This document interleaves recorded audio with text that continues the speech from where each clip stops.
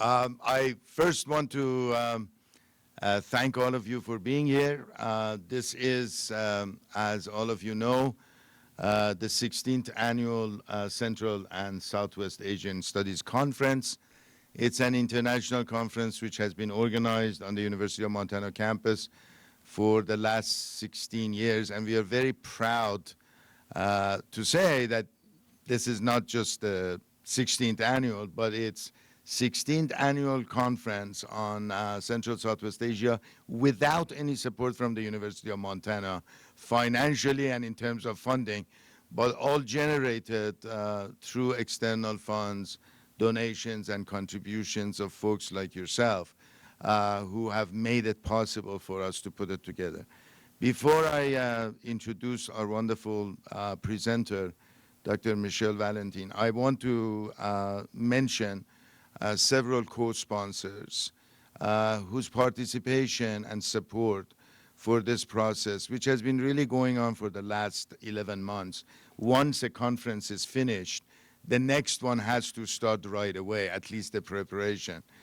Montana World Affairs Council, this morning we were with our good friend Bob Seidenschwartz, and Montana World Affairs Council has been very much active in making these radio shows possible.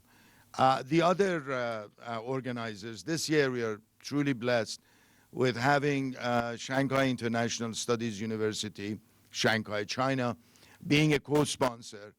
And this afternoon there will be a panel of scholars from SISU, as we call them, Shanghai International Studies University, the acronym is SISU. And then tomorrow, a second panel from SISU will present on China's foreign policy in Central Asia, the Middle East, and North Africa. So we are very pleased to have them with us as well. On Friday at 1 o'clock, there will be a special panel on Trump's foreign policy. And part of that panel will include our very good friend Owen Sears from the Defense Language and Culture Program, part of the Mansfield Center. So we really appreciate the support of the Maureen and Mike Mansfield Center, and especially the Defense Language and Culture Program. And Owen is an old friend and a very good colleague. He will be joined by Bob Seidenschwartz, Michael Mayer, Professor of U.S. Foreign Policy at the History Department, and myself in a panel discussion at 1 o'clock right here. That will be the sort of the capstone of our activities for the conference. And of course, I do not want to skip over the amazing support that we have received from UM's Department of History. All our colleagues in that department, especially the chair, Professor Robert Green, and my colleague, Professor Michael Mayer, they have been incredibly instrumental in organizing this conference. And tomorrow at 1, Professor Robert Green will present right here a very interesting talk about Mr. Putin and his relationship with the Russian Orthodox Church. Remember that without Russian Orthodox Church, Mr. Putin does not have much of legitimacy in the eyes of the average Russian citizen. So Robert will talk about that, and we'll focus on that at 1 o'clock. Talked too much already, so let us proceed to a wonderful presentation and what promises to be an outstanding sort of analysis of a very important text. Our presenter, and we start our conference this year with Professor Michelle Valentin, who's a former professor of modern and classical languages and literatures at the University of Montana. But presently, Michelle is a research scholar at Existential Psychoanalytical Institute and Society, which is called EPIS, for short. Michelle is also has completed, and it's going to appear in a book form, a very interesting piece called Trump, a Psychogenesis. And I'm sure many of you would like to sort of read that. That is also produced by the EPIS Press, is that correct? Yeah. So with no further ado, we are incredibly privileged and honored to have our very good friend and colleague, Michel Valentin, who will speak about identity, religion, and nationalism in medieval Europe, the invention of the negative Muslim other in the 11th century Chanson de Roland, which is a very important literary and cultural piece which Michel has analyzed in and out. And for many years, I have benefited personally from listening to his analysis. Michel, welcome, and thank you for joining us.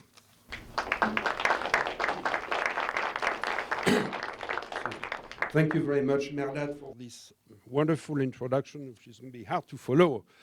One has to live up to it, right? So we have to thank collectively Professor Kia and his crew and his brother for indomitable energy and passion and savvy and intelligence for the past 30 years. They have put this place on the map with practically costing just a few pennies from the institution. And President Bodnar in the news speak about a strategy for distinction. Well, if there's an example, it's the work accomplished over the years by Professor Kia, Mehrdad, and Hardy Kia, both brothers in excellence, and so that has to be recognized, especially in those times of hardship, crass utilitarianism, which try to muffle the voice of the humanities, which is important, as we are going to try to see today. Also, thank you for coming by this beautiful morning. Finally, spring is here.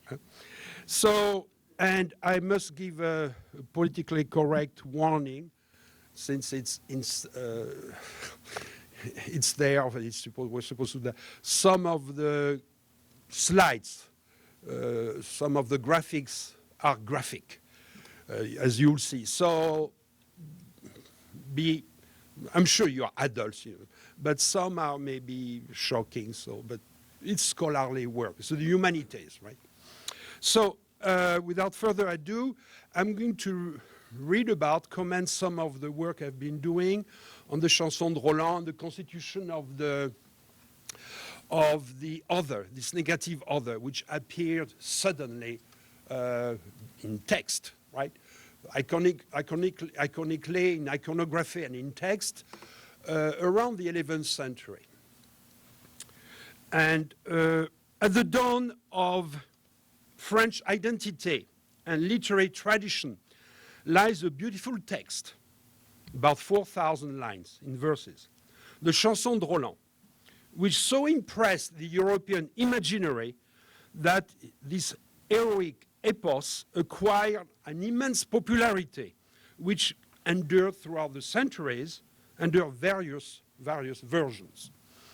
It is the first European romance as such. Why is it called romance in English? Because they were written in Older French, a Romance language. As Edward Said, Edward Said, pointed out, the text is problematic. That is to say, the beauty of this text, in a way, is deadly, has deadly effects. And I'm going to try to show how and why. Edward Said wrote rightfully that the Chanson de Roland set the scene for European Orientalism, this reduction of the other, this huge landmass, different culture and language into one, the Oriental.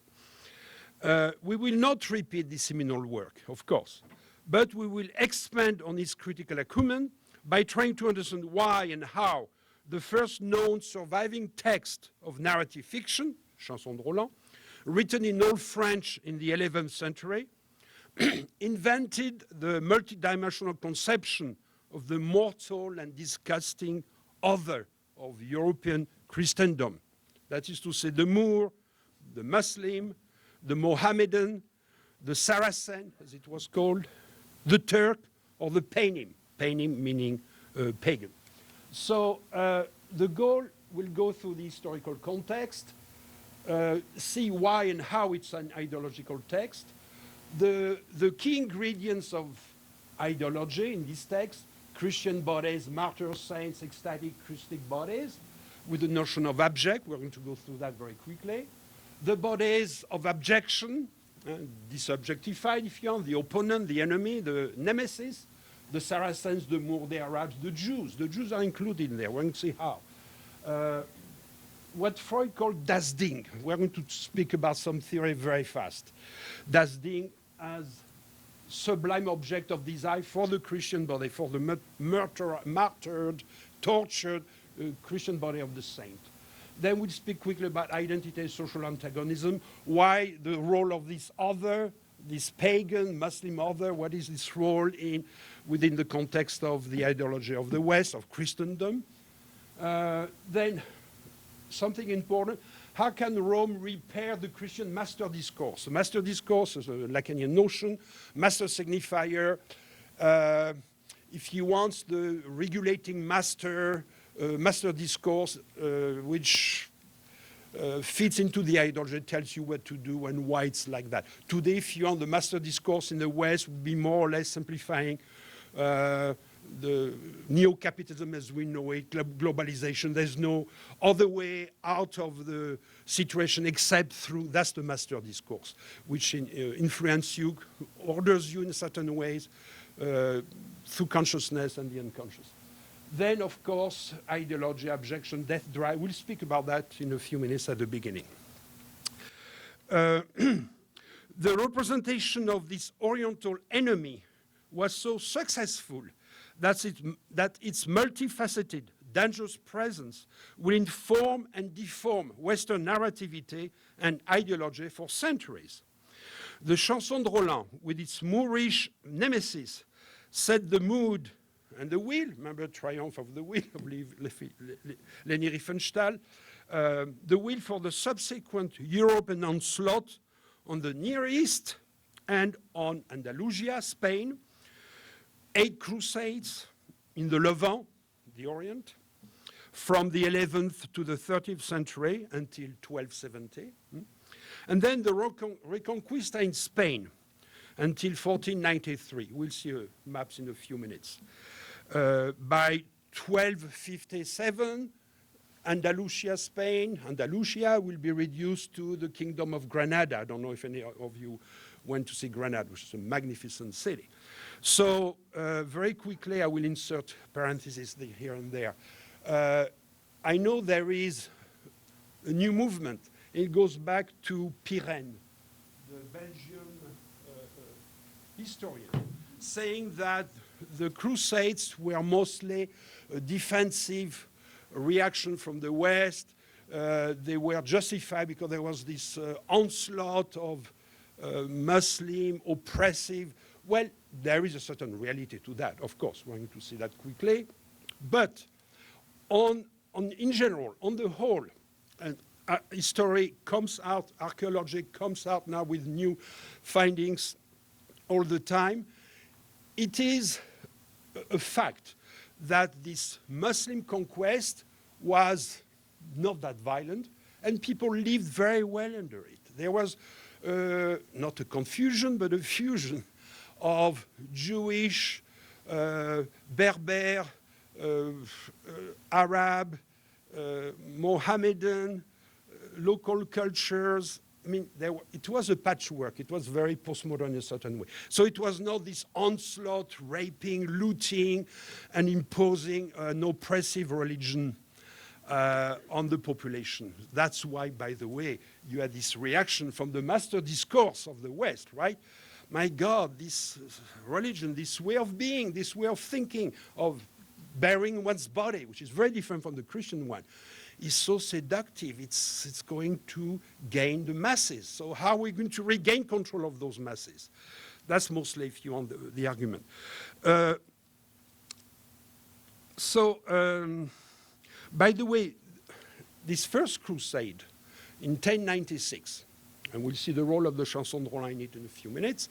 This first crusade, 1096, lasted 3 years until 1099 with the taking of Jerusalem in a bloodbath, we'll speak about that, was accompanied, bizarrely, but after the this minute spent together, we'll see that's not that bizarre, was accompanied by pogroms in the Rhinelands, especially in Germany, or what's now Germany, the Holy Roman Empire, a bit everywhere in the Rhine Valley. Suddenly, Jews were massacred. You know that the Jews fulfilled the role of scapegoat, right? Whenever there was a catastrophe, Jews had to be massacred, like a sacrificial victim throughout history. So they had a role, a very tragic, weird role in this Christian body that Western Europe was. And which means that the Jews, the Oriental, the Arabs, the Mohammedans were put in the same category. Oriental, heretic, different, with a jouissance, a pleasure, a way of being. We'll see what that word means. Different from the Christian one, from the Frankish, if you want, Western Roman one. So the chanson formatted for centuries the Western Oriental Christian Muslim rivalry and hatred. They are still with us today, as we know. The Chanson de Roland, which, by the way, they dated to 1090 or the 11th century, certainly written before, okay, but officially 1090, the manuscript left, the Oxford manuscript. There may have been other versions, but we don't know. The Chanson de Roland is the first authoritative Eurocentric theorization of national identity via a textual practice aiming at the new invention of a Christian subject set up in opposition to the invention of a disobjectified Muslim other. The text enshrined as the first remaining example of the French literary canon, the chanson de geste, epos of gesture, battles, heroic deeds, okay? There's very little women, by the way, in chanson de geste. For women, you have to wait 1 century, the courtoisie, the courtly chanson. Is extremely violent. It's a very violent text and heavily ideological. Why is the Chanson de Roland, the first text of French literary canon, so ideological? By the way, when I was in high school, all French kids, may they be of Christian origin, Arab origin, the Beur in the banlieue, they have, when they go to high school, we still have a curriculum based on humanities in France. The first text to read when you were in college, when you were 12-year-old, was the Chanson de Roland.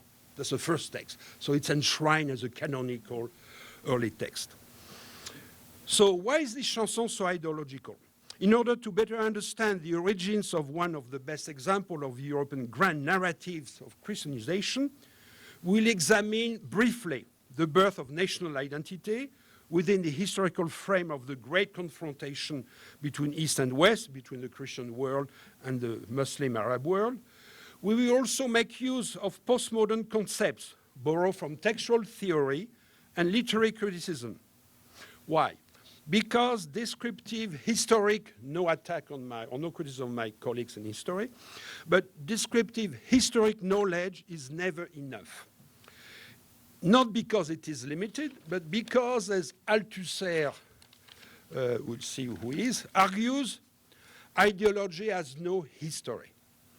This is why it is necessary to search for the conscious and unconscious motivation of the text, the Chanson de Roland, its poetic creativity and powerful message.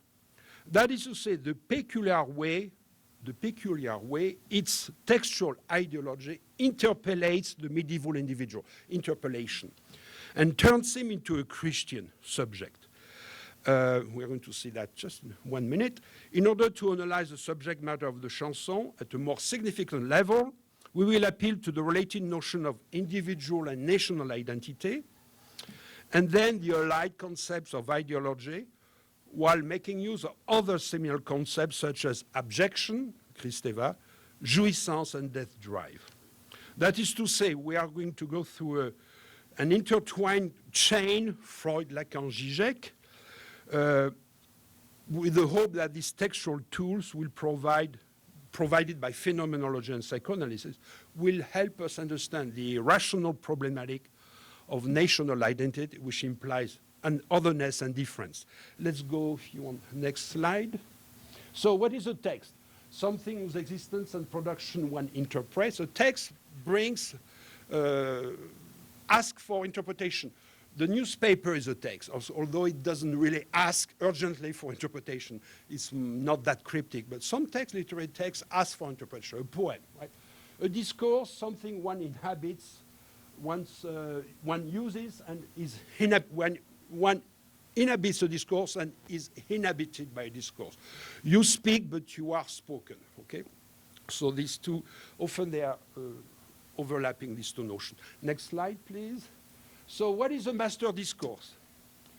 Master discourse brings subjection, objection, okay, and objectification. Identity via identification, that's what all those points the master discourse produce.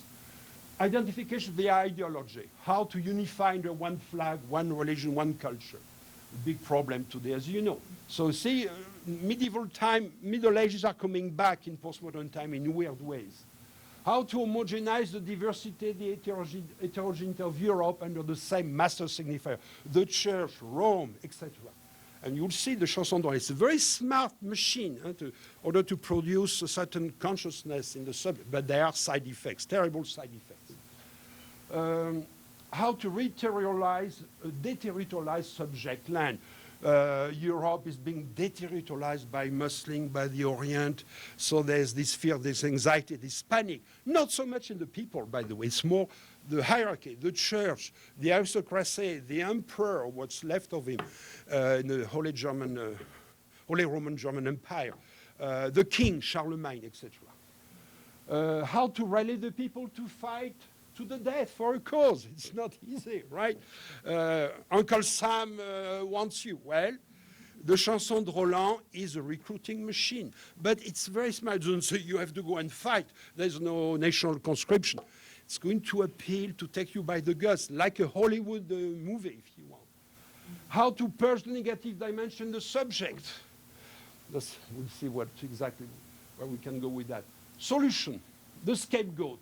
To find an outside-inside enemy. Remember, in order to wear the scapegoat, it has to be inside. We'll see why it has to do also with identity. Like the Jew is inside, outside. The Muslim was inside. If he was that outside, it's just a question of defense, a war of defense. He was also inside. The enemy was in Jerusalem, had occupied the holy city, the heart of Christendom. By the occupied, yes, but there was tolerance. The pilgrims could come. They were not arrested. There was tolerance. Don't believe the chronicler who contemporary said, no, it was totally intolerant. Christians were raped, mugged, were prohibited from going to. It was not true. There was a cohabitation. Of course, there was a hierarchy. The dhimmis, there was the Christian didn't have the same status, as the Jew, but there was a lot of cohabitation, might we like it or not. So to find an outside enemy, to demonize this negative other. Because of what? His, her jouissance, we'll see that in a few minutes, is threaten ours. It's like your neighbor next door. He's more or less like you, he or she's more or less like you, this is fine.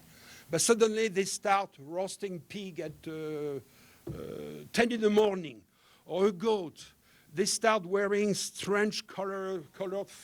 They paint their cars in a different color. Remember this English guy say, those Muslims, why do they paint their cars purple? The cars should be black. That was in the 60s, by the way.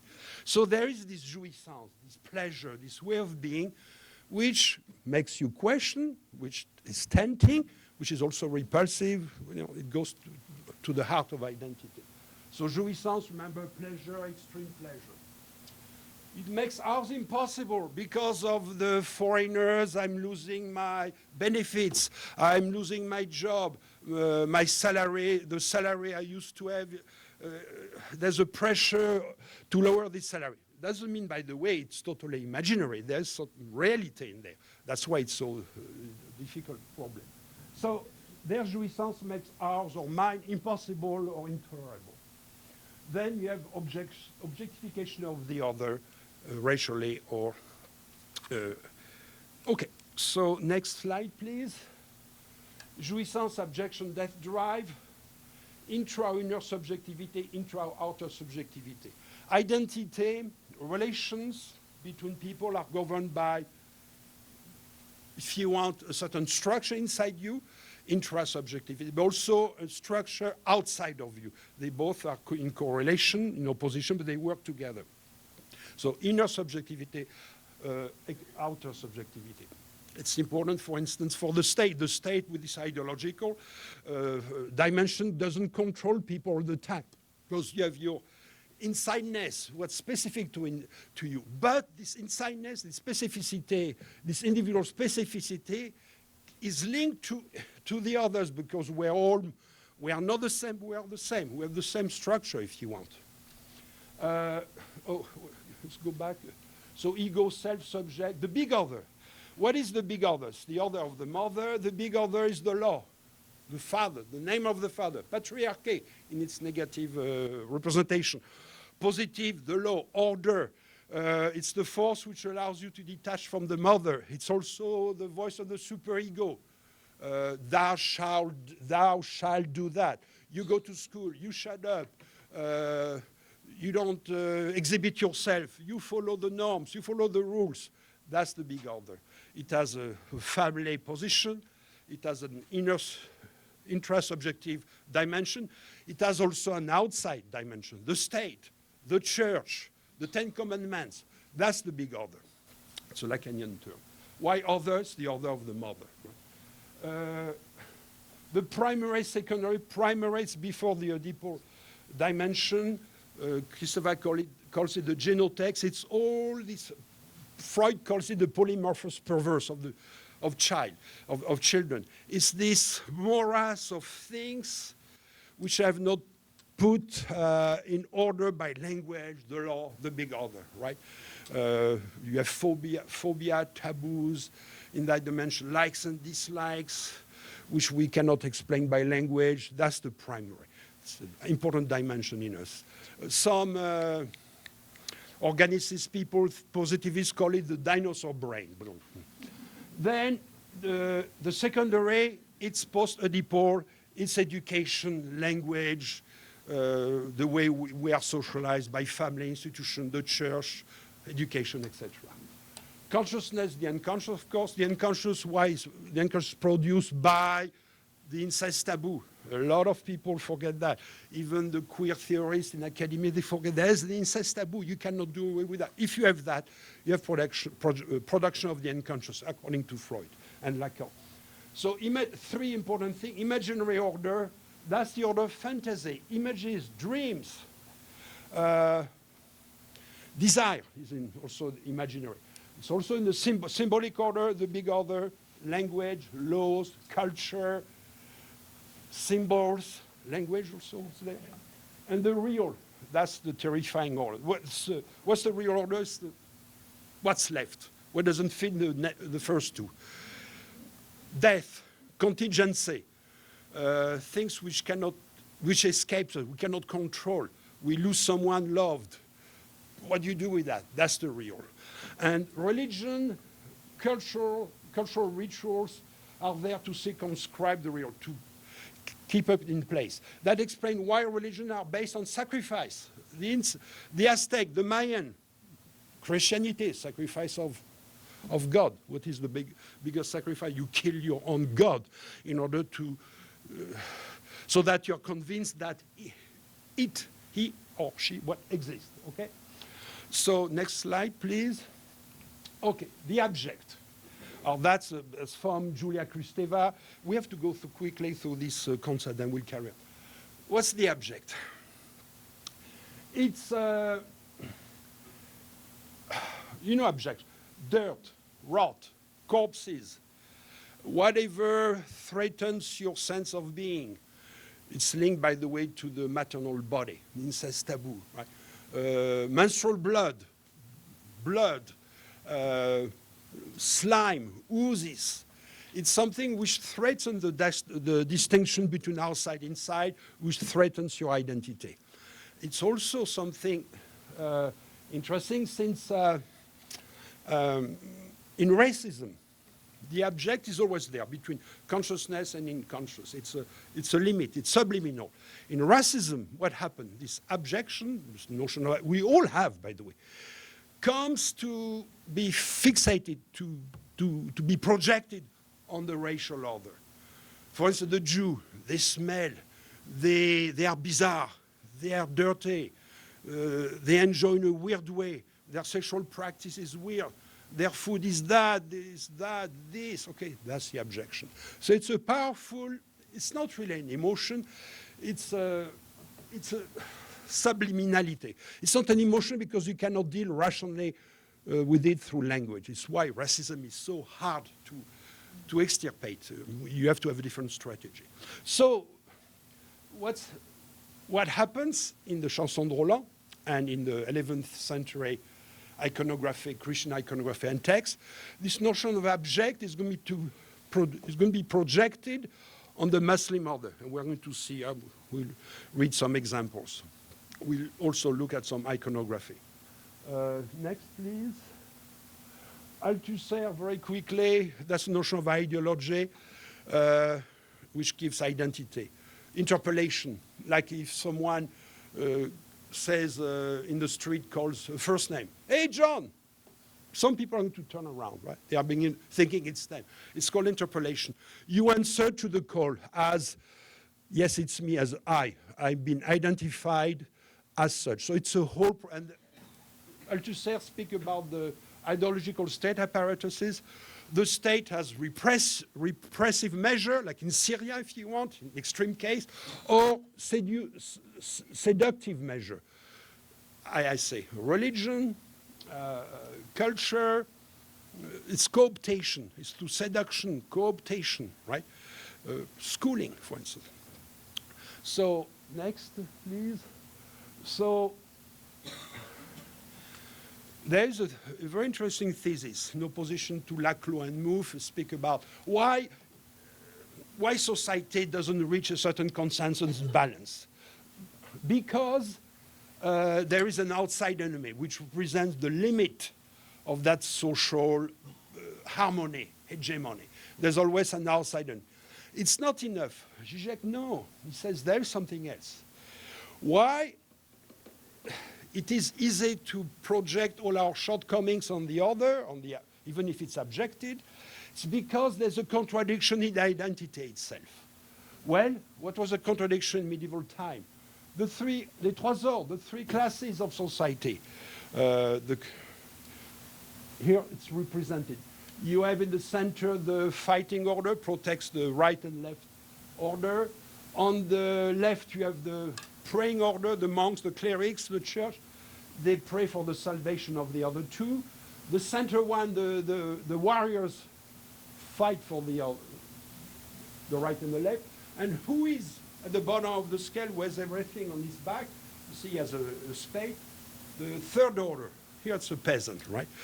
So supposedly there's certain balance, equilibrium, but of course, between the three orders, it was a representation of God's will. In fact, it didn't work like that. There was extreme contradiction. So from time to time, this order, the peasantry, or there was no workers in city, but there were craftsmen, lower craftsmen, the poor, a lot of poor in those cities, the abject of the social order, right? They would periodically revolt, extreme violent revolt. The peasants sometimes will devour the nobles, called jacquerie, in time of hardship.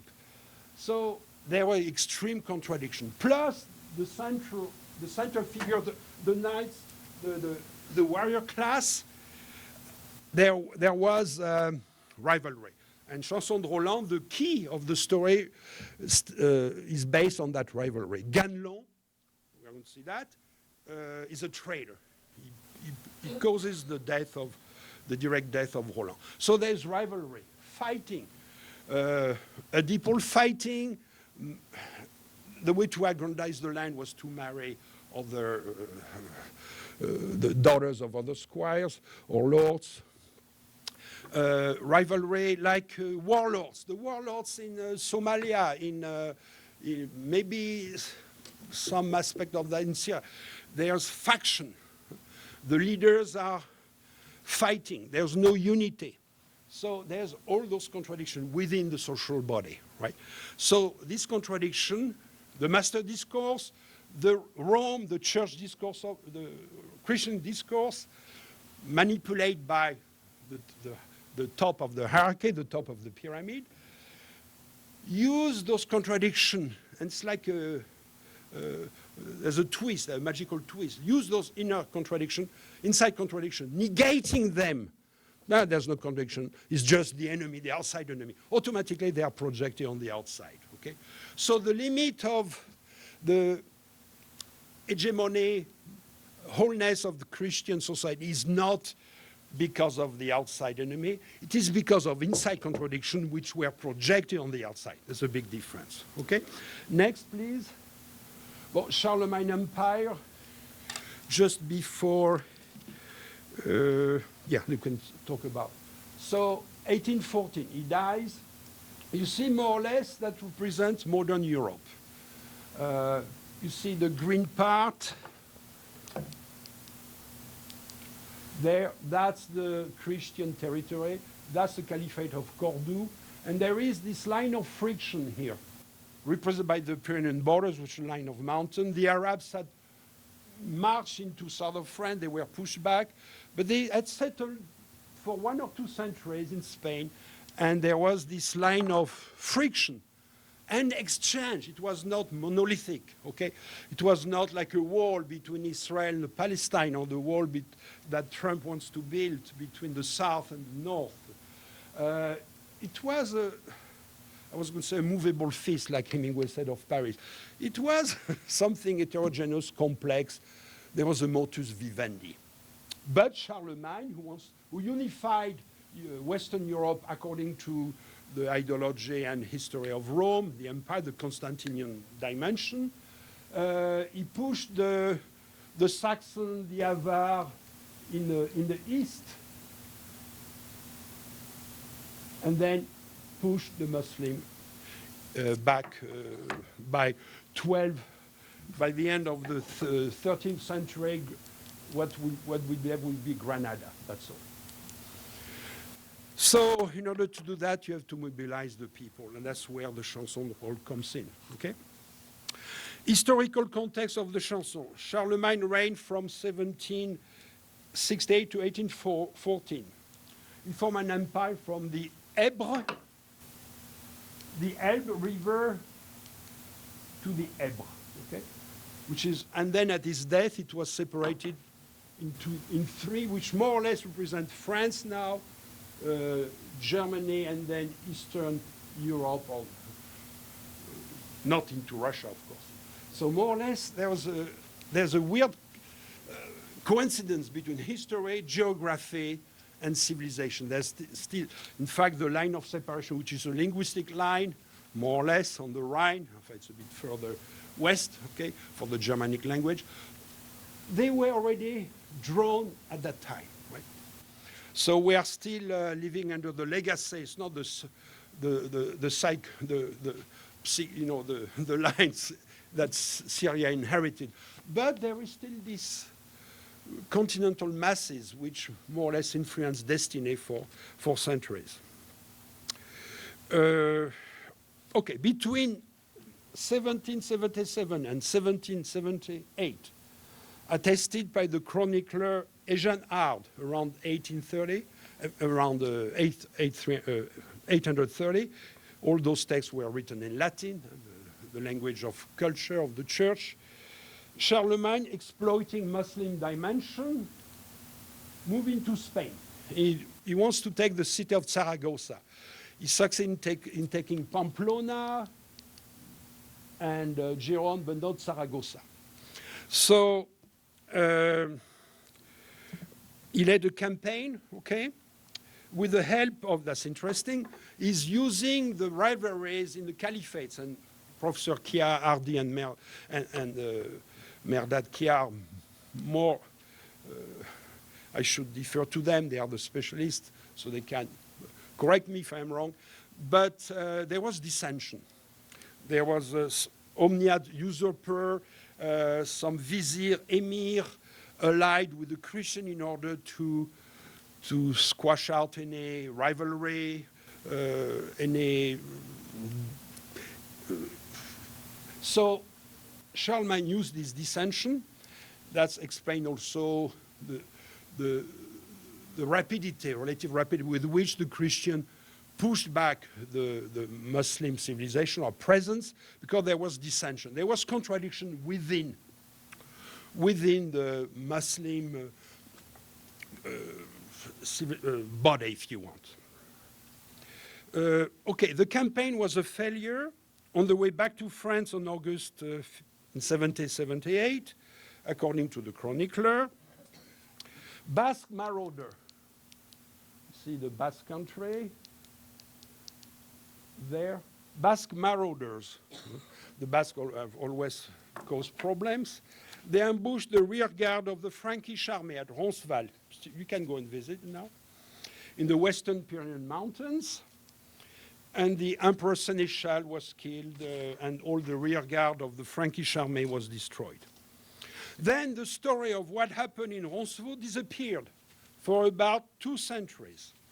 And remember, it happens in the 8th century. All that disappears, this fait divers, this real story, which is attested by chronicles, disappeared. Then it re-emerged in the 11th century as the Chanson de Roland. Totally different version. The fait divers, the little event of the destruction of the rear guard of the Frankish army, commanded by Roland, by the Basque marauder, is transformed. The narrative is complete and replete with huge Saracen armies instead of bands of Basque marauders. A French army speaking Old French instead of a Carolingian and Frankish troops speaking Old Germans and Gallo-Romance dialect of the 8th century. Roland has become Charlemagne's nephew and his right arm. Charlemagne is surrounded in the Chanson by 12 peers of paladins, remember the Arthurian romances, one of whom, Ganelon, the traitor, who had a secret pact with one of the Muslim king or emir, is a Judas-like traitor. That's interesting. Ganelon and Roland are Ganelon is the stepfather of Roland.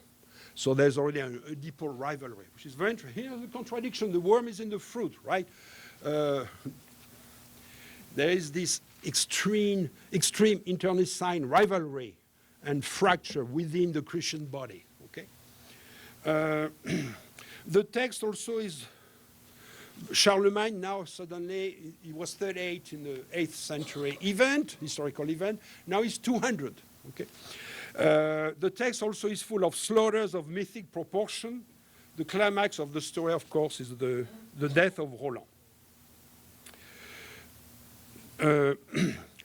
Coming back from a successful expedition against the Spanish Moors, Charlemagne's army is busy crossing the Pyrenean pass leading to France. You know, they have the vanguard, the principal corps of the army, and the rear guard protects your ass, if you want, literally. Defending the army from behind. And they are therefore still on the Spanish side of the Pyrenean mountains. Lo and behold, the Saracen Arab army treacherously launches a surprise attack on Charlemagne's rear guard. Roland and the Franks sacrifice themselves in a scene of blood and gore, severed limbs, we are going to see some text, slashed bodies and heroic courage. Roland died like a Christic figure, sacrificing his body and life for his king, the fatherly patriarchal figure. Here's your big other, right? The master discourse, etc. He sacrificed himself for his king, his faith, and his God. But before dying, he sounds his horn so loudly that he breaks his temporal bones. And the sound of the horn carries on about 20 miles. I mean, it's a magical dimension. When Charlemagne hears Roland's calls for help, he orders his army around, but when the army arrives, too late, and all the lords and warriors of Roland's rear guard are dead, among piles and piles of slaughtered Muslims. Can you shift, go ahead. There, here's the extreme west, right, over there. Go ahead. Carry on, carry on. Carry on. Go further. Before I carry on, that's very interesting. What was at stake also is two opposite views of the world as iconicized, as represented by, symbolized by maps. Can you just jump? There. Here's the Arabo-centric conception of the world. Mecca is the center. Of course, it's reversed, or it's reversed, or we are reversed, right?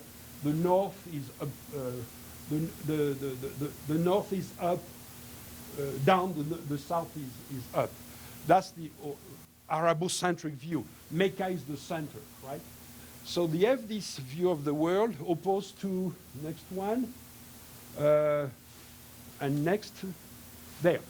The early Christian view of the world, you have the T, the Christian T, you know, the cross. At the center, you have Jerusalem, Europe, Africa, and Asia. Very simple. It's very interesting. So totally different. Next map, and here's a presentation, Christian map of the, I think it's 12th century. You have Jerusalem is the heart, right? So you have two different geocentric, geoscaping, ontological view of the world at the time considered Europe, although Arabs knew about Africa, Asia.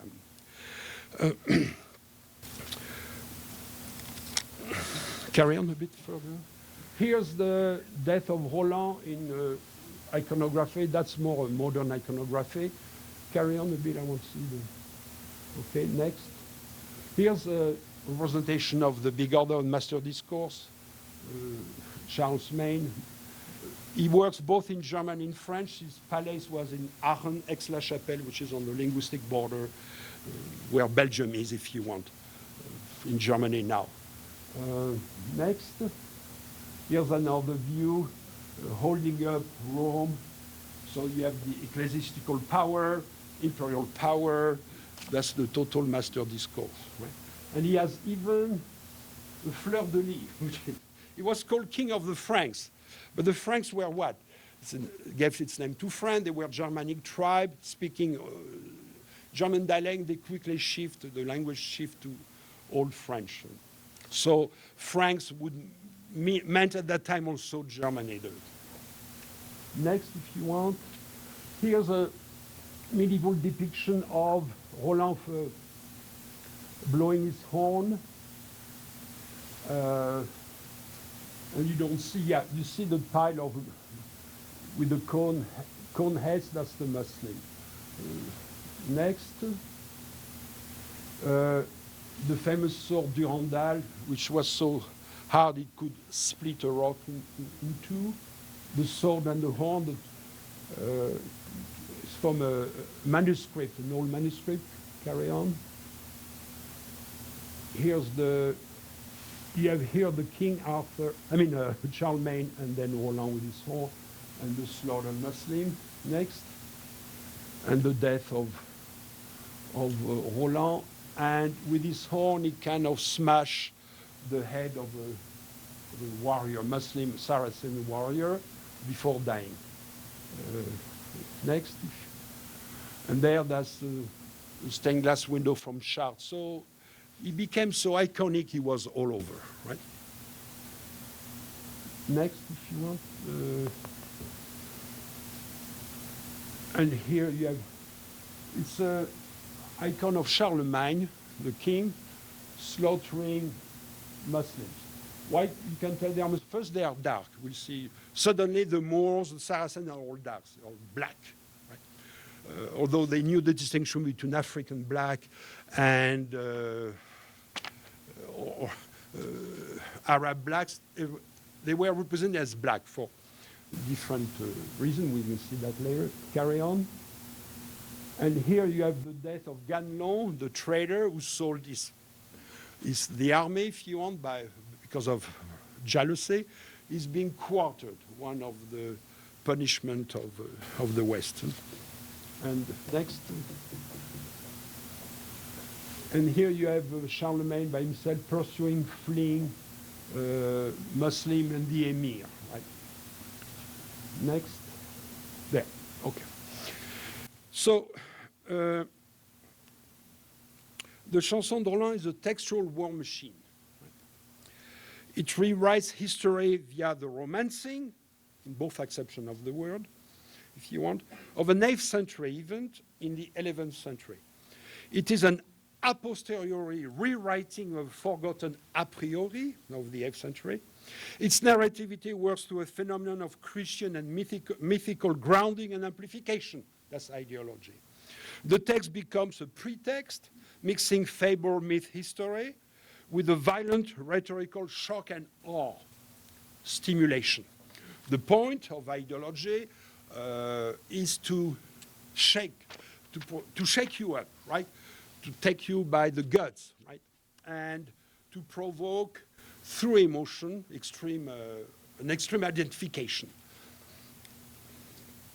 The text, it is constituted by intertextual borrowing, testifying to the scholarly education of the writers of the manuscript. Was there an oral version before? Yes, there were textual borrowing from oral dimension. Nobody knows because there's no leftovers. There's nothing except this manuscript, right?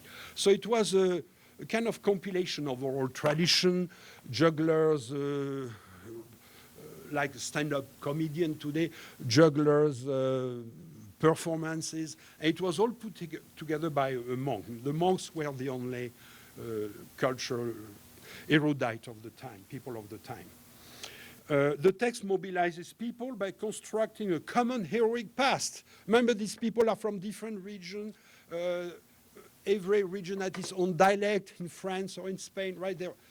There was a need to unify these people. So invent a common memory, an original memory, a common heroic past.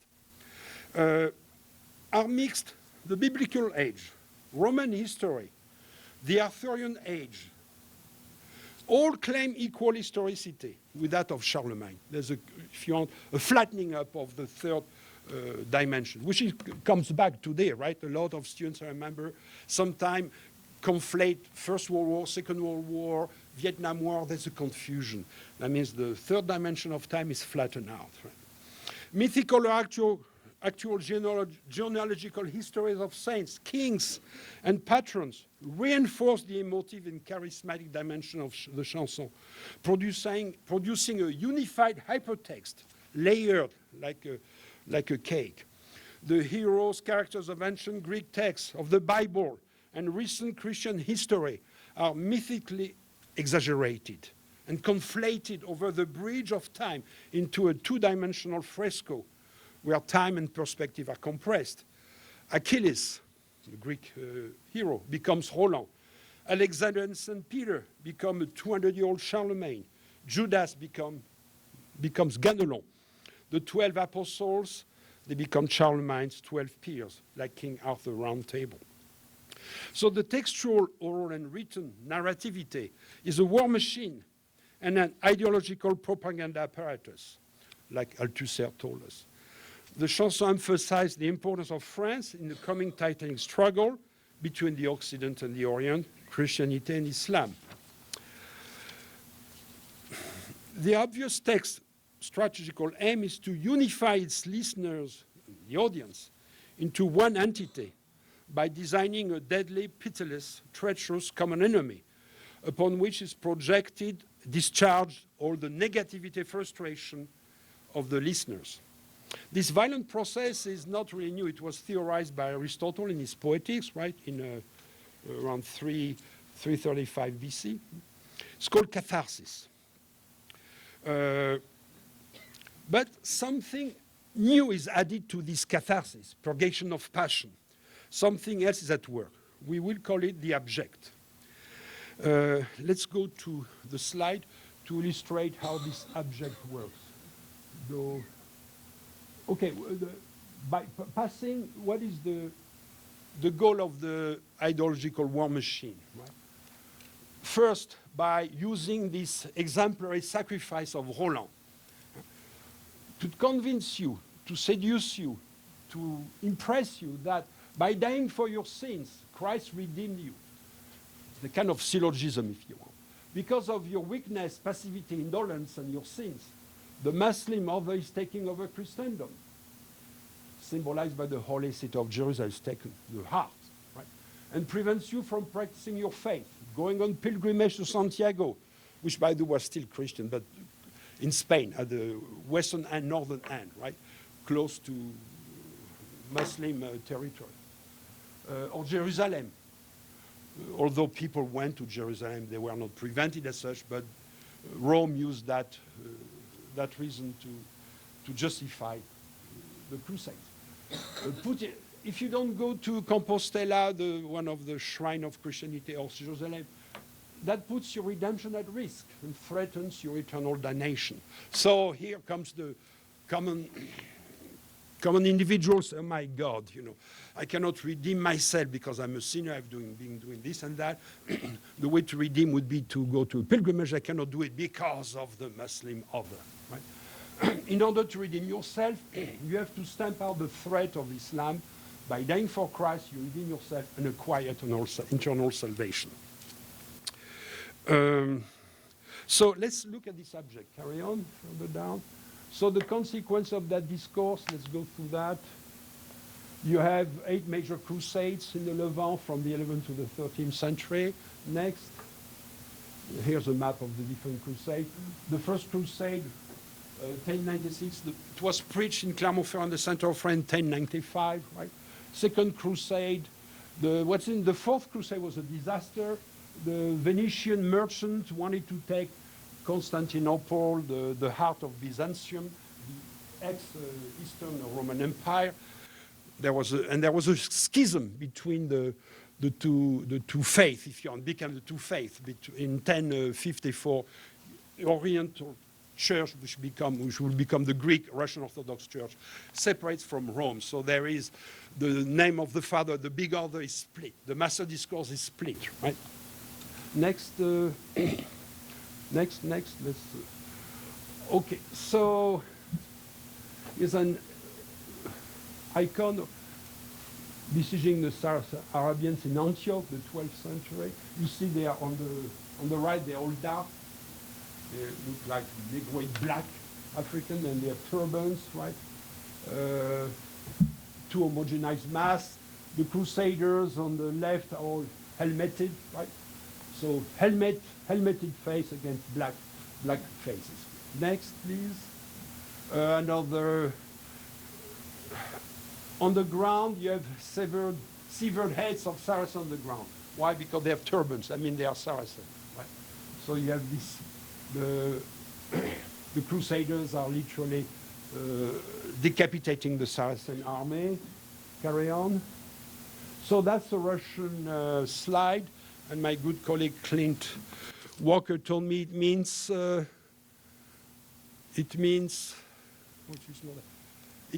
that the Crusader used the map of Jerusalem to a medieval map of Jerusalem to conquer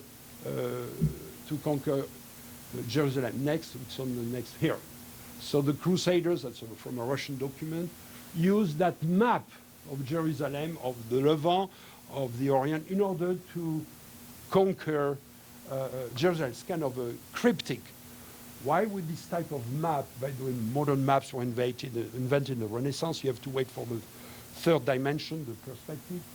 So it's more of an ideological map, right? And you see those crosses in the middle. It's like a mental map, a mental scape. Next, please.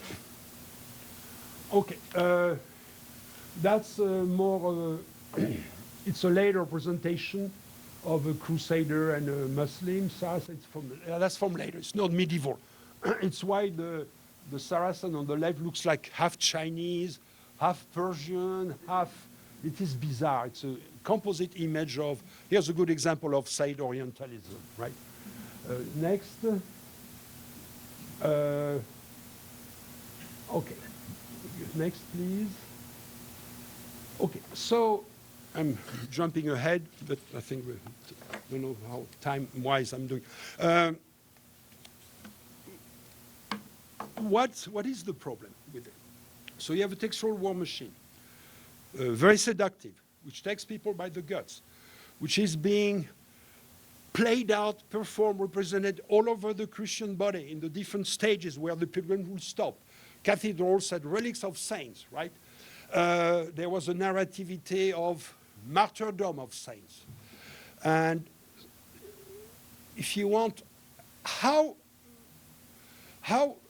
the text works, how the text message is sure that people are going to sacrifice themselves, are ready to jump. And they really jumped. After 1095, when the crusade was preached in Clermont-Ferrand by the Pope Urban II, there was sudden madness in the crowd. People would spontaneously, because it was diffused, there was no TV, of course, no newspaper, but word of mouth. The churches also, the priests in the sermons every Sunday or whatever. There was sudden madness, a frenzy, right?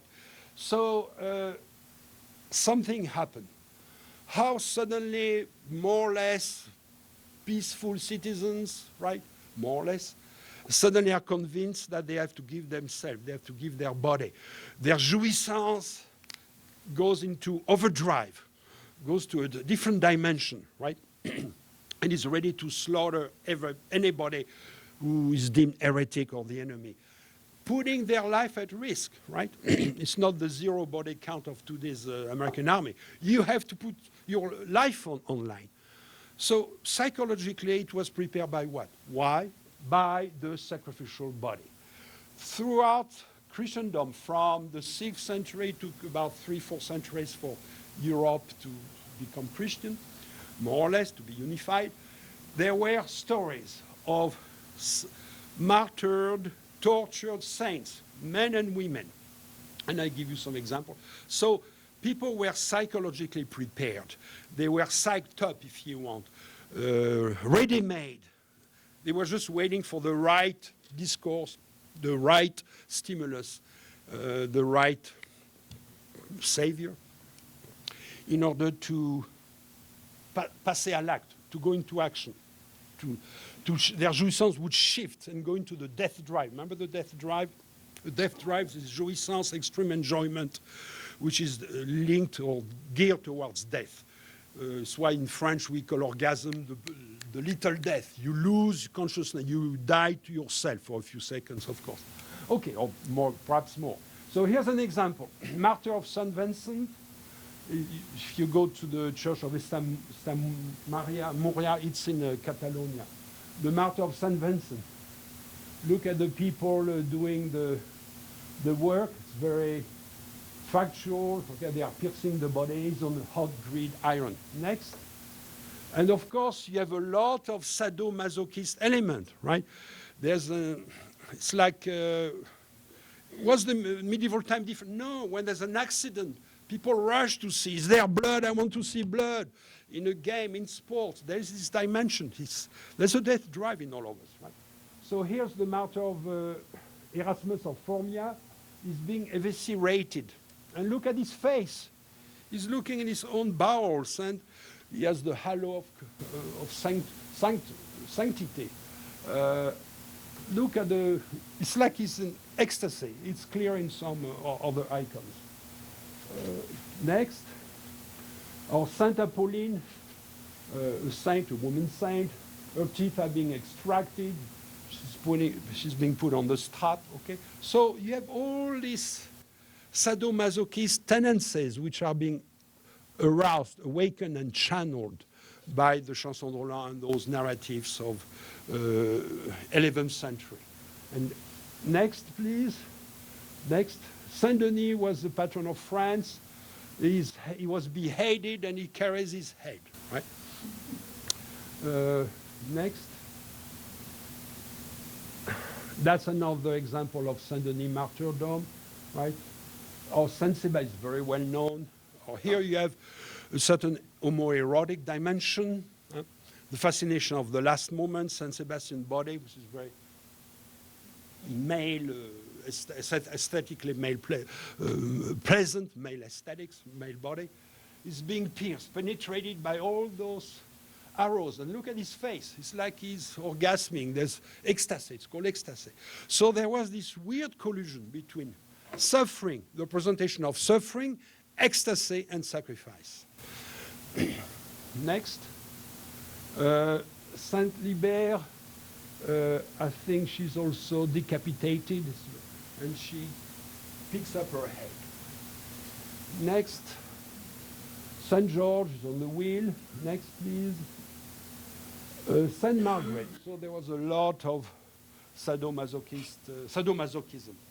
The female body, especially the breast, not so much the pudenda, because of certain prohibition of presenting the female body, but the breasts were all right.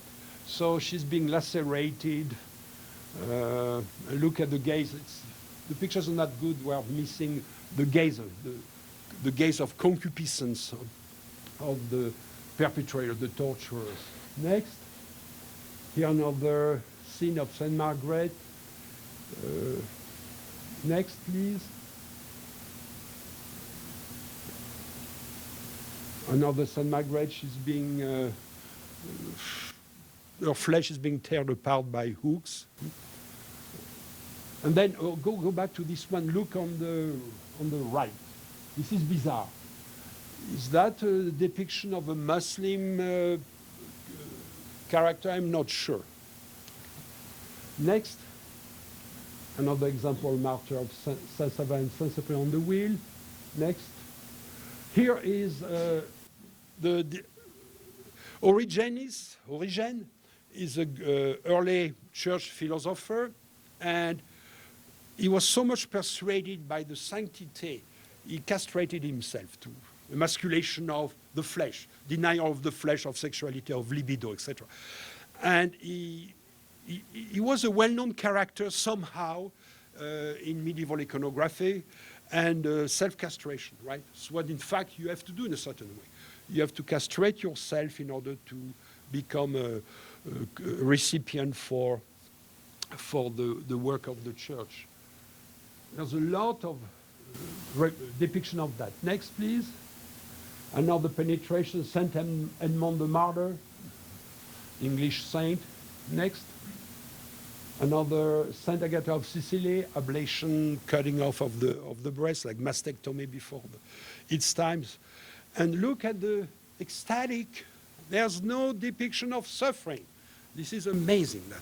Next. Again, Saint Agatha. Next. Erasmus of Fornia, disembowelment.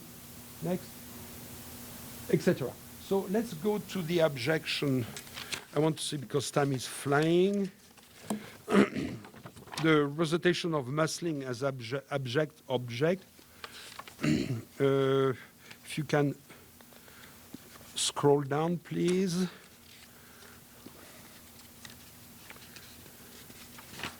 The abject more Saras. There, okay. So, accompanying the textual narrativity, there was an iconographic narrativity. You had to depict those horrible monsters. And I will read for conclusion some passages from the text of Roland. Carry on. So, for instance, by the way, he's mentioned in Chanson de Roland. It's called Isor, Issoire. Supposedly he terrorized Paris. I didn't know the Muslim attacked Paris, but it doesn't matter. He was slain by the 9th century monk and former Prince William of Orange. It's a painting from the 13th century. So he's a black African giant, a Muslim pagan heretic. Look at the horse like an animal from hell, and he's being slain. Look at the face and the turban, of course, which is blackness, of course. Carry on. Muslim practicing slavery. It's true, they had slaves, right? But what were the serfs? The serfs, the peasants in Western Europe were quasi-slave, right? So it was the favor, they are picking up, capturing your wife's daughters and sons, especially daughters and sons, right? Next. Here, it's from a book of Livre d'Heures, from the the 30th century. Look at the Muslim on the right, devils. You literally jump, they are devils, right? And these were powerful presentations. Today we laugh, right? But in medieval time, people were scared shitless of the devil, right? They had nightmares about it. Carry on. Muslim castration of harem guards. This is, again, the castration coming back from the bad side. It's fine, it's for Christics, redemption and sublimation of sexual drive. But look what they do, these barbarians, okay? Next, Book of Gaunt in Belgium. You have the Muslim decapitating prisoner. So don't give up, don't surrender because you'll be decapitated or killed anyway. Next. Look at they're all black. The heretics are blacks. It's so bizarre. Carry on. Already you have an invention of racism or modern racism. It's in medieval or 11th century. Again, is Charlemagne here, dressed like the King of France? All the Perils are mixed, confronting Muslims who are devils. Next. Here it's the Muslim attacking a city from Spanish church. They are trying to destroy an image of the Virgin, right? Which is sacrilegious, of course. Next.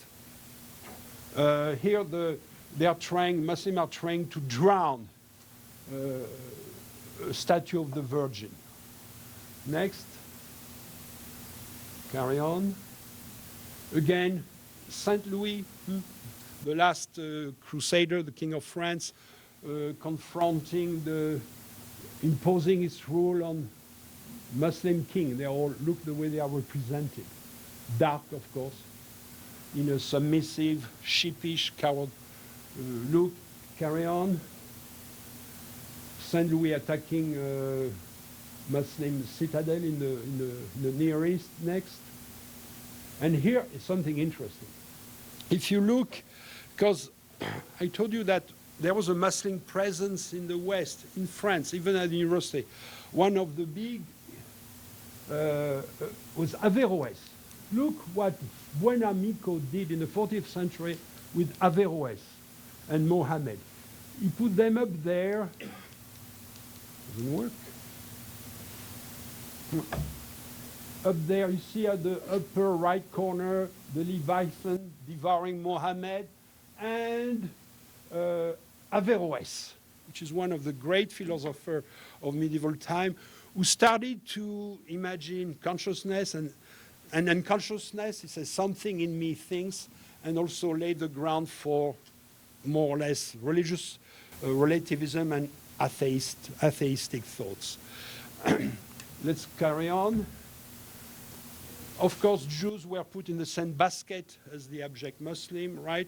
So periodically during the Crusade, Jews were massacred. Remember when Godefroy Bouillon took Jerusalem in 1099, they massacred everybody. Jews, Christian, other religion, and also Muslim within Jerusalem. And the reason why, they're all polluted by this Muslim presence. And kill them all. God will recognize who is theirs, who is his, right? And there was rivers of blood up to the knees in Jerusalem. Can you imagine? Carry on. And here's the triumph of St. Thomas Aquinas, one of the great figures of Christian ideology and religion. At the foot is Averroès. He has been defeated intellectually. Look at poor Averroès. During debate, etc. Carry on. No, next. And here's another example of the iconography of St. Thomas Aquinas holding the canonic book and Averroès being crushed. Not physically here, he's not sent in hell, but at least he's a nothing. He has been defeated by the word of the Bible and the Octorest, the church fathers. Next. Okay, let's stop there, and I will quickly read some of the passage. You have and then we'll stop for question. We have no time to go further. If you take the little text I gave you, so some excerpt from the Chanson de Roland, first page. So there's a recommendation that the Christians should destroy all Islamic traces.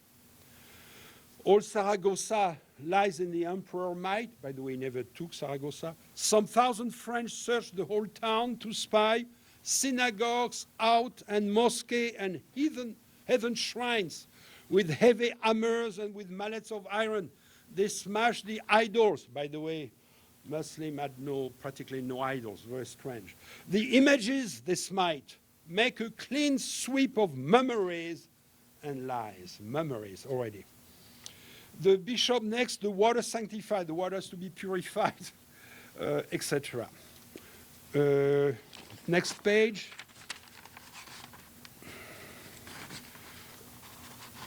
The Muslim army, the top, they cursed Charles and fair France.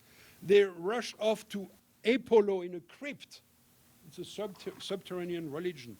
Rail against him and hurl abuses to him. Oh, wretched God, why do you cause us such shame?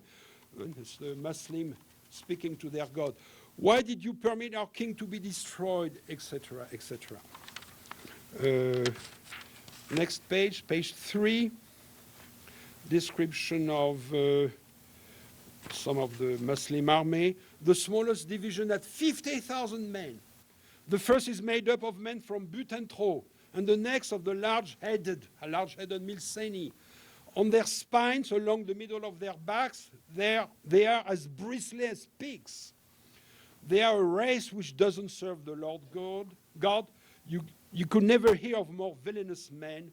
Their skins are as hard as iron. For this reason, they scorn helmets and hauberk.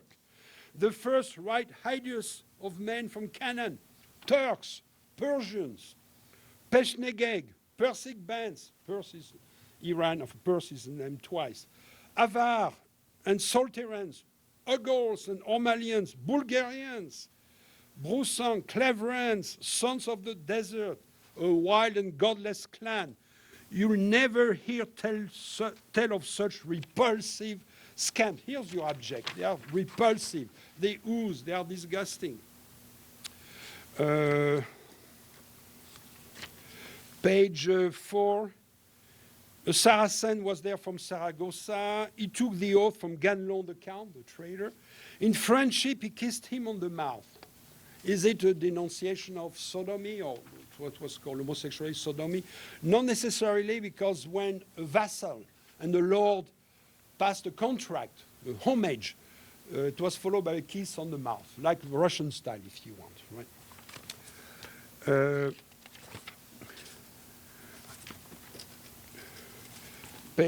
Following page, another excerpt of text. Out in front ride a Saracen, abysm, means chasm. He had no greater villain in his company, a man of evil traits and mighty treachery. He doesn't believe in God, the Son of the Virgin Mary, and is as black as molten pitch. He loves treachery and murder more than he would love all the gold in Galicia. No one has ever seen him play or laugh. He carries his dragon and saint, etc., etc. The Saracen appears to me a great heretic, blackness, repulsiveness, etc.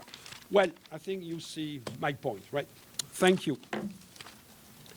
Questions? And Claire has graciously agreed to bring you the microphone. Just raise your hand and the microphone will come to you and you can ask your question.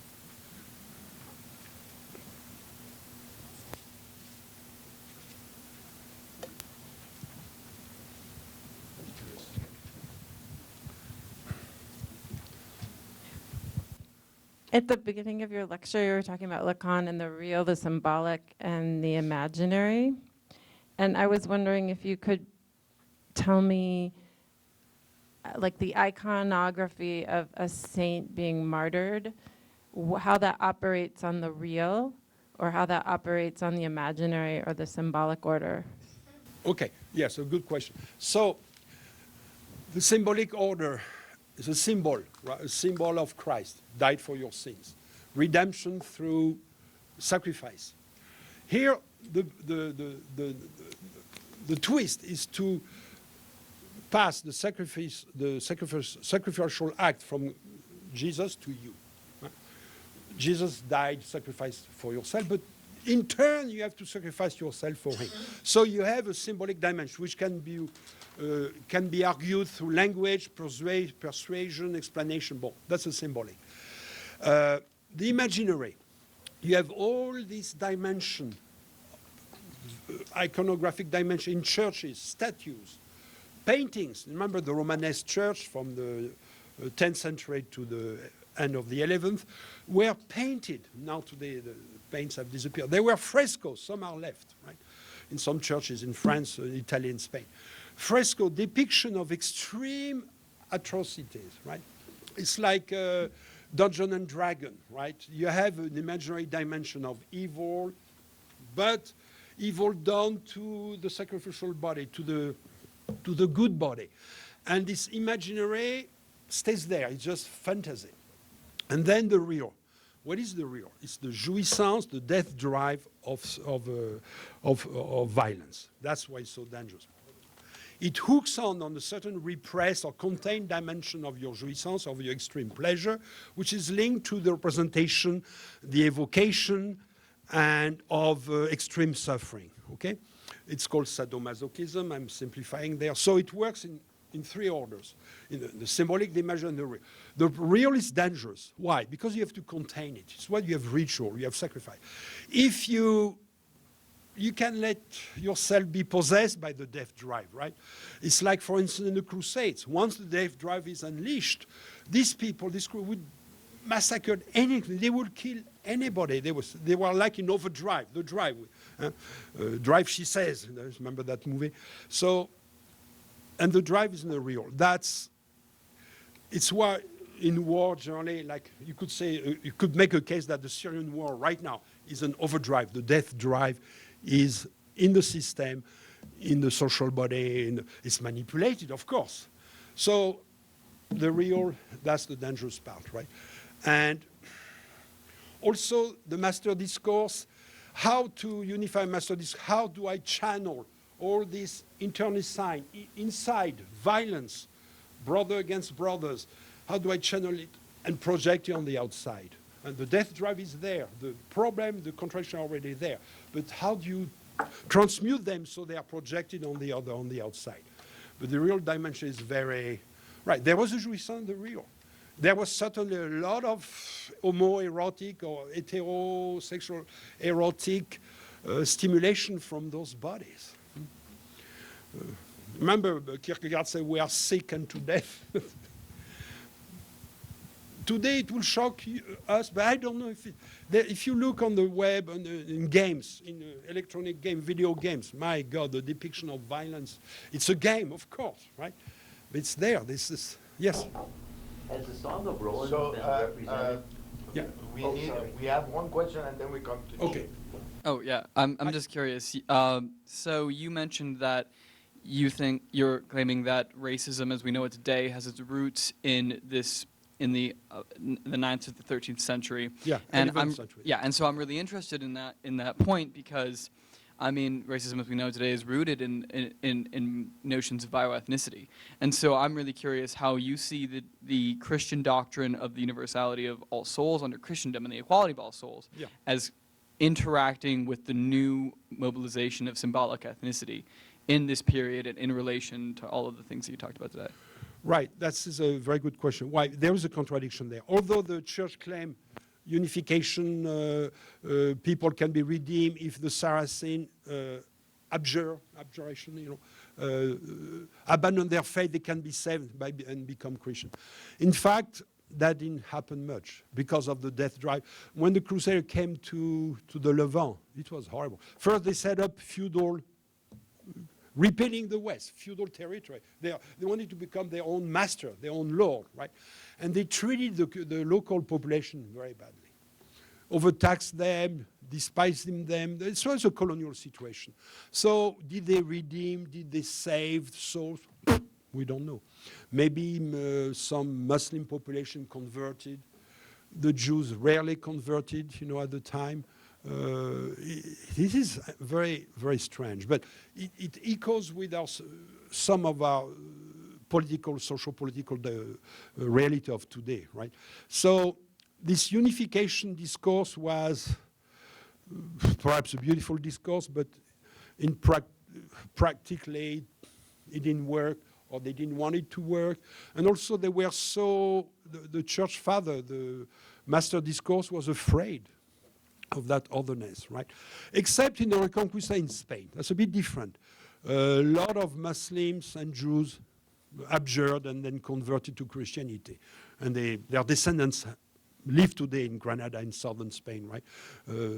Spain is imbibed with a certain Moorish dimension still, right? Music, etc. And so it happened in Spain. But I think there was so much fear of the Muslim, it was a war to death. And look at Jerusalem. When the Crusader came, the city surrendered after a siege, right? And instead of, they just walked in and massacred everybody. Women, children, Jews, Christian, Muslim, doesn't matter. There was no redemption. And they did the same in the Catholic country in the 30th century, the Manichaeist heresy in the south of France. It's after the fact, when the massacres were done, then the Inquisition come and their Dominican friars started to evangelize, re-evangelize, but that's a posteriori.